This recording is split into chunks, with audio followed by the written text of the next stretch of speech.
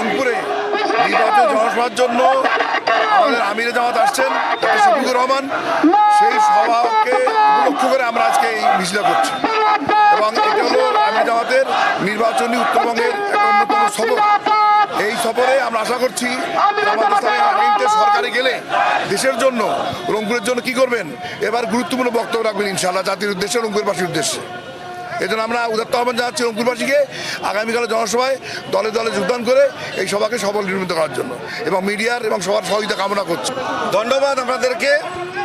এটা দুইটি কারণ। এক নম্বর কারণ হলো আমিরে জামাত আগামীকাল নির্বাচনী জনসভা এই ঐতিহাসিক পাবলিক লাইব্রেরি মাঠে করার ব্যাপারে আমরা সিদ্ধান্ত নিয়েছি, এটা এলান দেওয়া। দ্বিতীয় নম্বর, আমাদের দাঁড়িপাল্লা এদেশের জনগণের মার্কা হিসেবে, জনগণের পক্ষ থেকে দাঁড়িপাল্লার বিজয় নিশ্চিত হবে ইনশাল্লাহ।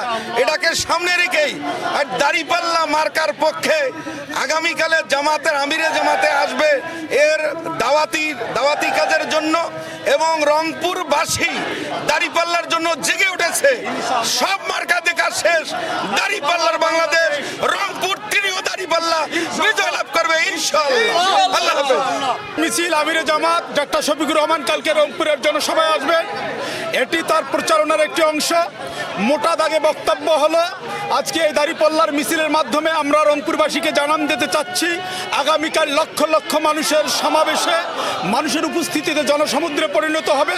কারণ মানুষ পরিবর্তন চায়, আর এই পরিবর্তন এবার দাঁড়িপাল্লার মাধ্যমে হবে ইনশাআল্লাহ। সবাই মিলে